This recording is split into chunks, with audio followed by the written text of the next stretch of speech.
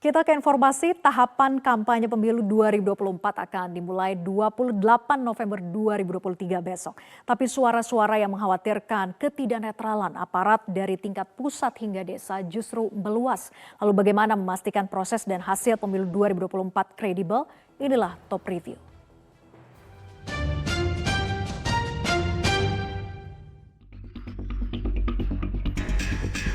Puluhan orang berdemonstrasi gara-gara Bupati Majalengka meminta ribuan ASN dan honorer memilih Ganjar Mahfud pada Pilpres 2024. Padahal ASN seharusnya netral. Massa dari Forum Majalengka Peduli Pemilu tadinya menggelar aksi protes di depan kantor Bupati Majalengka tapi tidak ditanggapi. Lalu massa bergerak ke kantor DPRD Majalengka yang juga tidak ditanggapi anggota dewan. Masa aksi kemudian menduduki ruang rapat paripurna sekitar 15 menit. Para demonstran ini melakukan simulasi rapat seolah-olah sedang rapat paripurna. Mereka menuntut Bupati untuk menghentikan ajakan terhadap ASN atau honorer memilih capres-cawapres yang didukung PDI Perjuangan. Koordinator aksi Dadang Iriawan mengatakan, hingga kini Bupati Majalengka Karna Sobahi masih aktif mengajak dan memenangkan Ganjar Mahfud. Ia menilai hal itu menciderai demokrasi. Sementara itu pada Minggu malam lalu, calon wakil presiden dari Koalisi Indonesia Maju Gibran Rakabuming Raka belusukan di Jelambar, Jakarta Barat.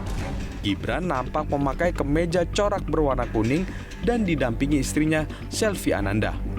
Saat menyapa warga Jelambar, Gibran membagikan buku, susu, dan sembako yang diberikan pada anak-anak. Warga pun antusias dan ingin bersalaman serta foto bersama Gibran. Dalam kesempatan itu, Gibran berpesan semua warga akan dapat buku, susu, dan sembako. Jika ada warga yang belum dapat, maka akan diberikan keesokan harinya. Gibran pun mengucapkan terima kasih pada warga yang sudah datang. Munculnya gejala ketidaknetralan dan minimnya penegakan aturan kampanye membuat sejumlah pihak ragu bahwa pada pemilu 2024 mendatang, netralitas dan aturan kampanye akan ditegakkan. Saya harus mengatakan dengan jujur, misalnya salah satu kandidat, Pak Gibran, beberapa hari ini bagi-bagi sembako gitu ya. Sebetulnya kan nggak boleh, sudah jadi calon presiden. Tetapi kenapa tidak ada yang bergerak untuk melaporkan langkah-langkah yang kemudian melanggar aturan itu? Makanya tadi pertanyaannya jangan normatif, faktanya sudah terjadi begitu sekarang. Tapi tidak ada tindakan, maka ini akan menjadi presiden dan memulai sebuah proses kampanye damai itu menjadi lebih berat begitu. Belum lagi ketika berbicara soal fakta-fakta yang lain, misalnya penurunan baliho yang besar-besaran di berbagai daerah sekarang, tapi baliho capresnya sama sekali nggak ada yang diturunkan. Baliho partai semua turun begitu, spanduk, tetapi coba lihat di billboard itu masih bertebaran semua. Pengamat politik melihat upaya menggunakan instrumen negara itu cukup terbuka. Belum lagi jargon menang satu putaran yang dinilai sebagai bentuk pemaksaan untuk meraih kemenangan secepatnya.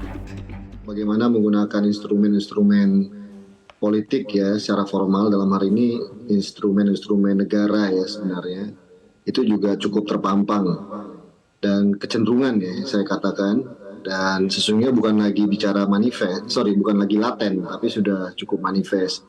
Pertama, bagaimana kita ingat ada salah satu paslon yang kemudian mencoba untuk menggunakan instrumen hukum ya, tapi ini juga sesungguhnya justru menabrak, memanipulasi dan mengakali ya.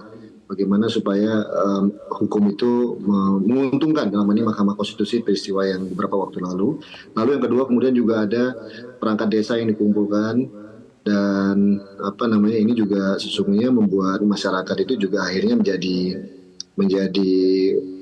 khawatir dan wajar mencurigai, apalagi ada seruan-seruan menang satu putaran.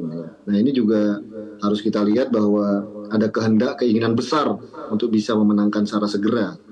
Saya pikir ini harus kita pertanyakan. Di masyarakat memang muncul adanya keraguan bahwa aparat negara pemilu 2024 tidak akan netral. Namun keraguan itu ditepis oleh Polri dan TNI. Kedua institusi itu memastikan akan netral. Itu kan sudah saya sampaikan berulang kali, Undang-Undang Nomor 34 Tahun 2004 dan Undang-Undang Pemilu nomor 7 tahun 2017 bahwa kita TNI aktif tidak boleh berpolitik praktis. Apabila berpolitik praktis akan ada hukuman tindakan pidana ataupun teguran dari pimpinannya. Ya tadi sudah tanda tangan di depan seluruh peserta. Jadi yang penting masyarakat jangan terprovokasi dengan adanya hoax, dengan adanya ajakan-ajakan hasutan yang kemudian bisa memecah belah persatuan dan kesatuan. Jadi yang paling kita utamakan bagaimana menjaga persatuan dan kesatuan walaupun berbeda-beda pilihannya. Di atas segala-galanya yang terpenting dan harus dipastikan adalah penegakan hukum. Dalam hal ini, Badan Pengawas Pemilu atau Bawaslu menjadi wasit yang adil. Bawaslu harus menjadi wasit yang adil. Artinya apa? Segala aturan yang mengatur mengenai mekanisme kampanye dan sebagainya harus ditegakkan. Artinya kalau ada yang salah ya harus disemprit gitu kan.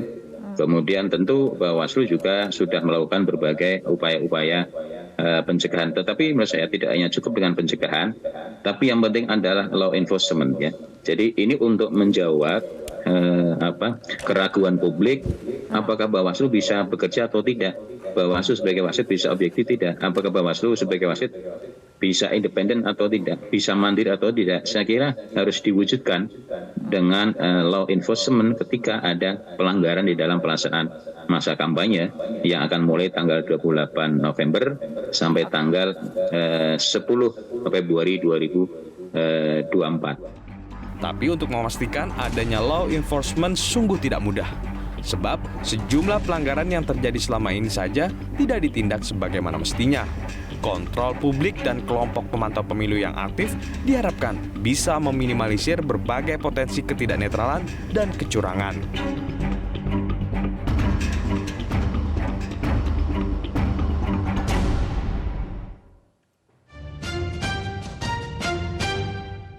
Jelajahi cara baru mendapatkan informasi. Download Metro TV Extend sekarang.